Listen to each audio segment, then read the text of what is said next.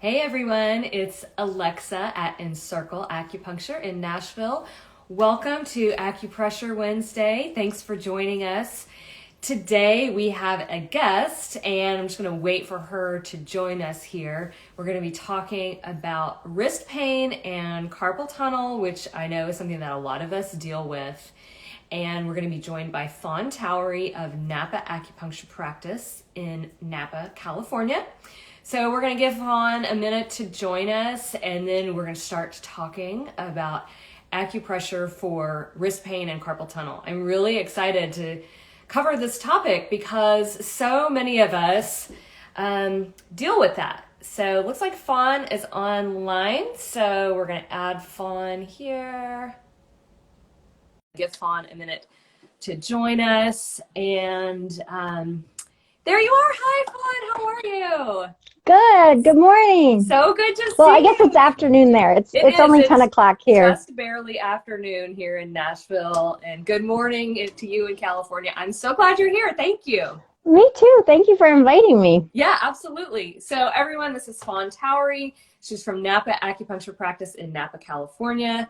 And we are going to be doing acupressure, and you're going to show us some exercises too for the wrists and carpal tunnel. I'm so glad that we are covering this topic today because so many people deal with this. I know I do. I'm always on my laptop. We're on our devices. I'm doing acupuncture, which is repetitive strain. And then for fun, I knit, which is more repetitive strain. So I need this today. I know a lot of people. Absolutely. Absolutely. And especially like holding our phones because of the pandemic, we're on our phones so much more. And that causes pain as well. And the other thing is people who play like games on their phone too, they end up playing for hours and they don't even realize that that's contributing to hand or wrist or thumb pain kind of thing. So. That's right. It's because you don't even have to be moving your hand to get those effects of that repetitive strain. It could just be from holding it. So right, and the phones are heavier and bigger than ever before. So. Yeah. Yeah. Well, good. So we're going to start out. I always start with a few just exercises to prepare us. So I will take us through those, and then we can start talking about wrist pain. So sounds great. First thing we're going to do, everyone, just take a comfortable seat and let's just slow down for a minute, and we're going to just check in with our bodies. So sit comfortably, feet on the floor, and spine nice and neutral. And just take some comfortable breaths. I'm going to close my eyes. You don't have to, but I like to close my eyes for a few breaths. If you have a breathing practice, you're welcome to do that. Otherwise, just breathe.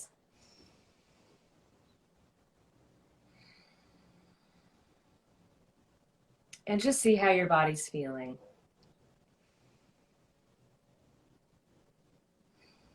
Notice any areas of tension, if you're holding your muscles tight anywhere. How's your energy level? Are you hungry? Just see how you're feeling. And we're going to check back in at the end of this practice and see if anything has changed. Let's do a couple more breaths.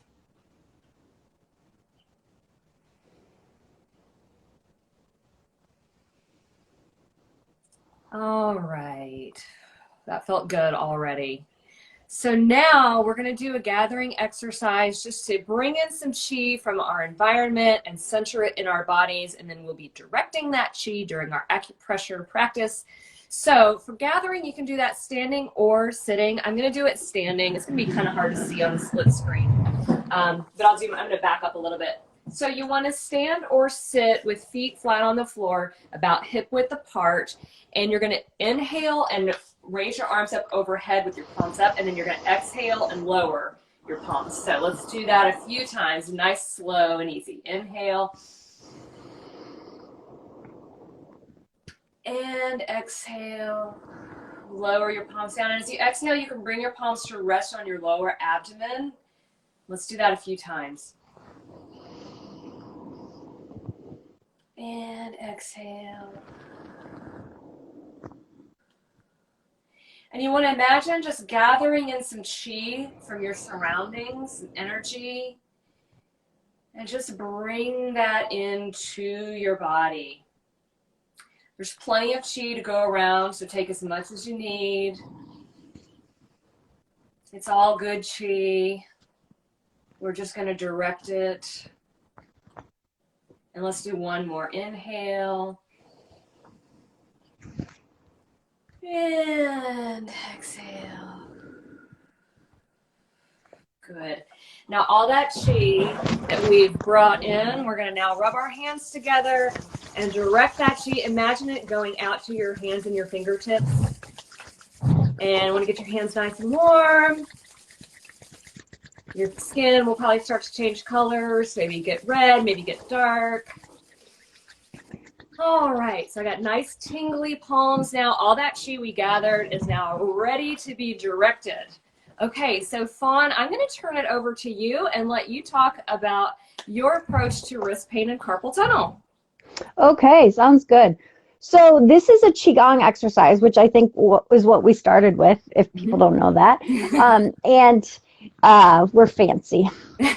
So the thing about wrist, like we were talking about, is something that is happening more and more because of our use of technology. And one of the things is that tendons don't get stretched out as much as they should. So all these kind of motions are not things that we normally do in our day-to-day life. So there's an exercise, it's called prayer sign and reverse prayer sign. They're actually orthopedic tests to see whether or not you have carpal tunnel syndrome. So if you notice when you're doing these activities that you have tension or pain up here, or if you notice that the actual motions are causing discomfort for you, then that does mean you have some inflammation of the tendons in your wrist and forearm. So the most important thing about these exercises is that you don't do too many. Because if you do too many, it's like over-exercising and it's going to just make it worse. So I always warn people that's the most important thing about doing these is not to overdo it. Now, over time, you'll be able to do as many or as few as you want. But when you start out, you have to go really slowly. So here's what we do. We put our hands together like this, and then you open them, and then you put them back to back, and then you go down and around and back up. And the goal is that you come back to this direction.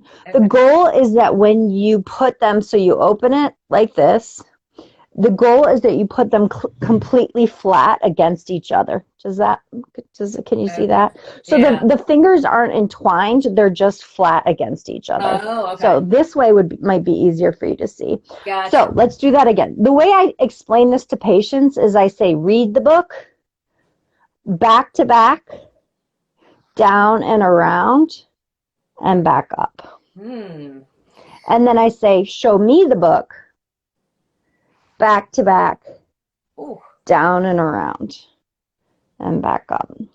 So I don't know about you, but I think we like the number 3 in Chinese medicine. It's a tonification number. So I do them in sets of 3. So let's practice again so that, and I'll go from this direction maybe. Okay. It'll make it easier. So open the book, back to back, down and around, and back up. And then show me the book, back to back, down and around, and back up. So I have a question. When you're back to back, are your, like my thumbs are really kind of far apart. Are they supposed to really be touching, or? No, the thumbs aren't supposed to be touching, just the back side of the hand and then the fingers. Gotcha. And they don't have to intertwine. They just rest against each other. Okay. And then the same the other direction. Okay. And if you can't completely touch it, that's normal in the beginning.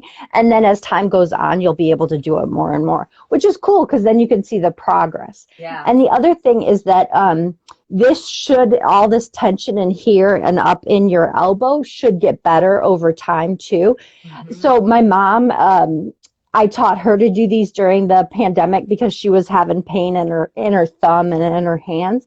And she says just doing these regularly is really helpful for her, and she can feel that the pain goes away. So that's another indication of, it's time to start doing these again. And you may want to do them regularly. You may just need to do them as you need to. I do them regularly just because I teach them every day to patients in the clinic. Mm-hmm. So I get that. But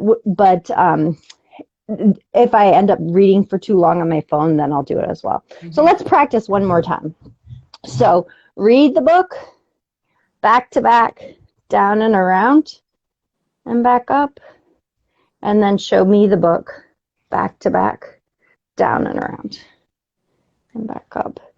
Read the book, back to back, down and around, like that. And then show me the book, back to back, down and around. I think we have one more to go, right? To make a perfect 3? Okay. Read the book, back to back, down and around, and then show me the book, back to back, down and around. Okay, do you feel all that nice warmth in your forearms? I do, and it's so interesting what you said about feeling it up here, because I noticed that when I knit too much, I don't feel it in my hand and my wrist. I feel it right there. Yeah. So that's where I get pain when I've been knitting. So yeah, this will be so you do these in sets of 3. So would you do just one set at a time? When you're first starting out, if they're hard for you and you do have that tension, I would just do 3. Okay. And then when you can do the 3 without discomfort, then I would do a couple sets throughout the day. Okay. And now I can do, 6 or 9 at a time and not have any problems. But just like exercising, you just go slow and work your way up. Yeah. I don't know about you, but I like to tell patients that you exercise until you feel good and then you stop. Yeah. So when it starts to feel good, then you just stop. It's very anti like the American way of like bigger, stronger, harder, more weight, longer distance. Right. The Chinese perspective on it is you exercise until you feel good and then you stop. So it's this nice balance of like, trying to progress and do better versus overdoing it and causing yourself pain. I think that's a real thing that we have in the United States in terms of exercise and overdoing stuff. Totally. And with acupressure, I'm always telling people, just listen to your body. Your body's going to tell you. And we're so used to tuning out of our bodies and ignoring our bodies. So yeah, that's a great point. Just exercise to the point where you feel good. Feel good. Yeah, absolutely. And when I am doing acupuncture on patients, I actually needle for carpal tunnel up here. So if you bend your arm completely at the end of the wrist crease, there's a point. This one's good for clearing heat too. So if anybody has like night sweats or I know an acupuncturist in Arizona who uses this point to cool patients off every day. It saves some money on some air conditioning costs. So that's a good point for that. But this is a good point for carpal tunnel too. And then about an inch up from there.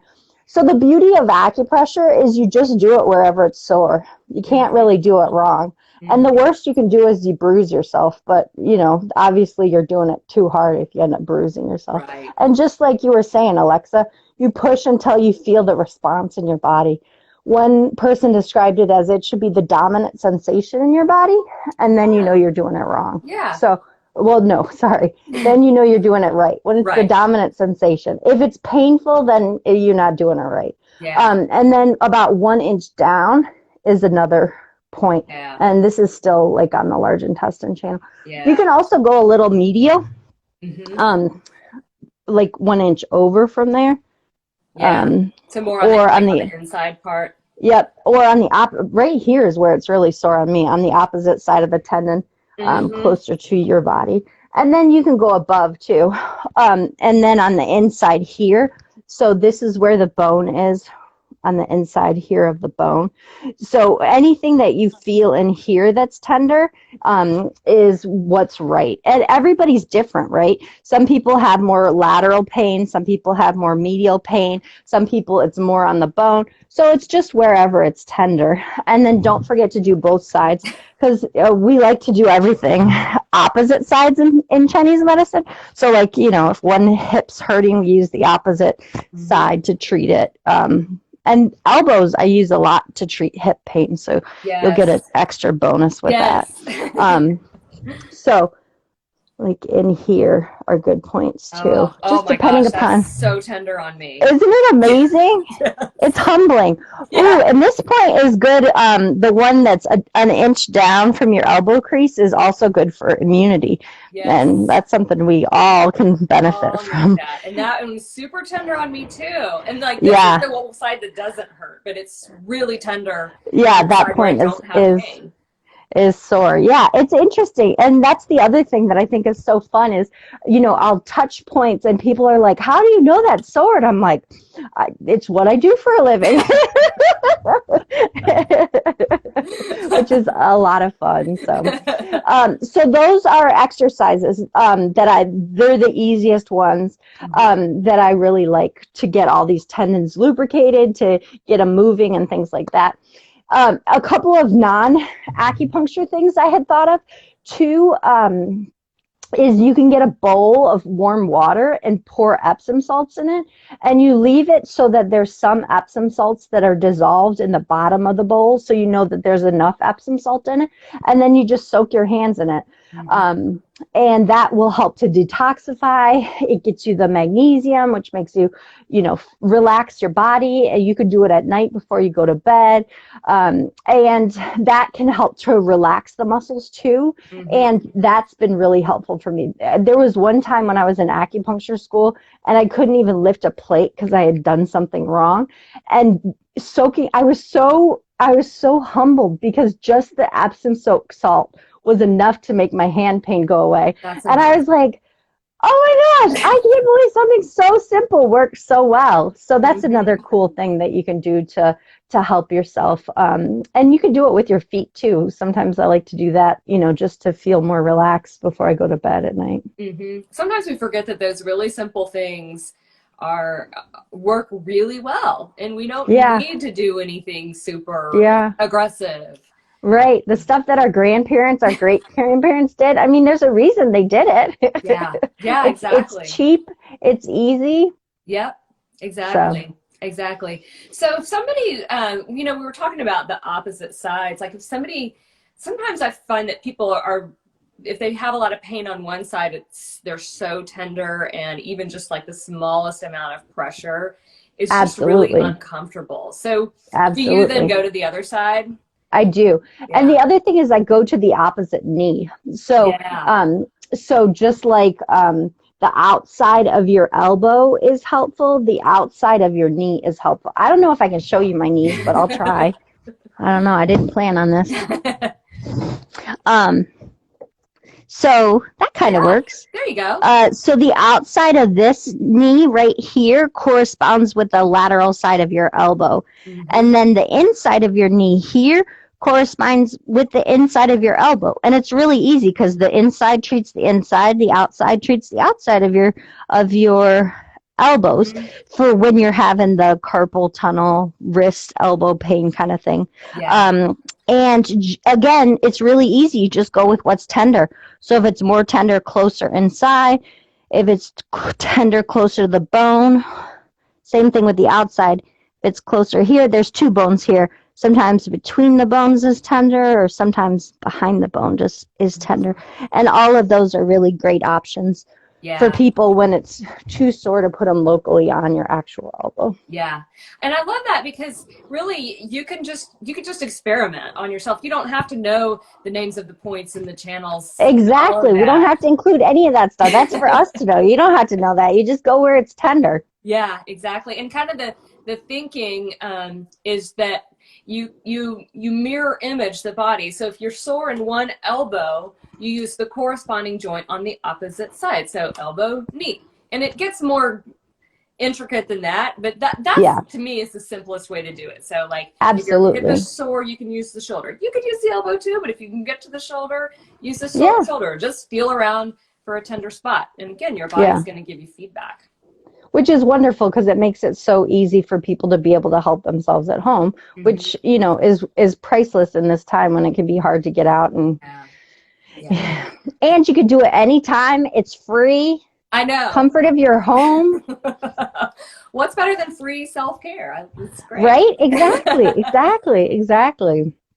So what do you do then, or would you recommend if somebody is having more pain, like in the thumb or in the wrist? Do you have a different approach for that? Um, yes. It, a good question. So, the front of the shoulder here, can Mm-hmm. you see that on me? Mm-hmm. Right along here, I find tends to correspond well with the thumb. So Oh, yeah. if your thumb is hurting, you could do it on the same side or you can do it on the opposite side, Mm-hmm. and it should be tender. Yeah. Yeah. So that is another place that you can push. And then Mm-hmm. just like we were talking about, hands go to feet in Chinese medicine. So Mm-hmm. the big toe goes with your thumb. So you Mm-hmm. can try doing some I'm not showing my feet on camera. You'll just have to trust me. The big toe goes with the thumb, and you can use the opposite side. It's a little harder to do, which is why I prefer this. Yeah. The other thing is sometimes I'll tell people on the thumb to use the opposite side Mm-hmm. right along here and to push gently against the edge of a table, because if you use your Oh. thumb to push the opposite side, then obviously you're using the side that's having trouble. So to use a different finger or to just gently use the edge of a table. That's a good idea. I've not thought of the edge of the table thing. So if your right thumb is sore, you press your left thumb, this Yep, pad, into the edge of the table. That's a really exactly, good exactly. hack. So, but again, to me, the most important thing is that you're not causing yourself pain, because people, this whole no pain, no gain, absolutely not true. And I say the same thing is true with the acupuncture needles. It doesn't have to hurt in order to work. And I really, really believe that, because if it's hurting, then it's not the right thing. Yeah. Yeah, I agree. Well, this is so interesting because I love talking to other acupuncturists because I just learn approaches that I don't always use in the clinic. Like Yeah, this is yeah, so sore on me, yeah. so sore. Yeah, I'm gonna have to use these exercises for myself. Yeah, Really isn't great. it great to be able to share tips and tricks? That's what I love about our community acupuncture, that Yes. people are so generous and helpful with their knowledge, and being able to get together is awesome. I have one more bonus thing. You want to hear my Yes, bonus idea? please. So, Yes. I don't know about you, but I use hand sanitizer about 100 times a day when I'm Yes. working, and then Yes. we're sanitizing all the rest of the time. So my massage therapist came up with the idea of castor oil. So you Oh. put some castor oil on, and it's sticky and very viscous for a few minutes, but you just use a little amount. And my hands were hurting so badly; they were cracking and bleeding along the cuticles because of so much hand Mhm. sanitizer. And since I got this, this one's organic castor oil, and it's really been doing a great job. And I've told it to a bunch of patients, and they also are like, it's amazing, because I tried coconut oil, I tried all the expensive hand creams and Vaseline, and just nothing was working, but this castor oil has really done a great job. So I'm I gonna want have to to try pass that that. tip on. Yeah, Yeah, I thank never you. would have thought castor oil, like I would not have either. And I've been trying yeah. everything like sleeping with the gloves Yes, yes, on. yes. Sleeping with the gloves on just made them worse in my opinion. But I apply this, I don't know, 3 or 4 times a day, and it really has helped a lot. So That is a great tip. I'm going to buy some today because I need that. Yeah, I mean, my hand and no yeah, amount of lotion helps. So, no. yeah, And the beauty is it's not that expensive too. That's yeah, the other great part of it. So yeah. Well, thank you for the bonus tip. absolutely. It's been my pleasure. I really enjoyed being able to join you and talk about wrists and hands and all that good stuff. So thanks. Yeah, this is great. And if there's any other topic you ever want to come on and talk about, that would be awesome. Okay, So, I look forward to it. yeah, I like to end with us just checking back in with our bodies and see if anything feels different. So, just comfortable seat again, feet on the floor, and let's just all take a few breaths together. I'm going to close my eyes. You don't have to. Whatever you want to do is fine. And let's just breathe. And just see if anything feels different.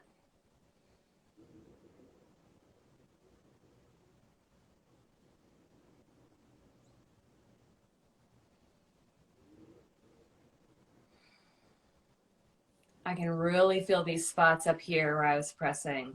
Yeah, this is I great. feel all that warmth from doing those exercises in Yeah, here. It yeah, feels tingly. It feels yeah. good. Feels fabulous. All right. Well, thank you so much, Faune, for joining us. This was Okay. really I fun. send Thank my you. love to all of you in Nashville. Yeah, thank you. Thanks for watching, everybody. We'll be back again next week. Everybody have a great day. Okay, Thanks. bye. Bye.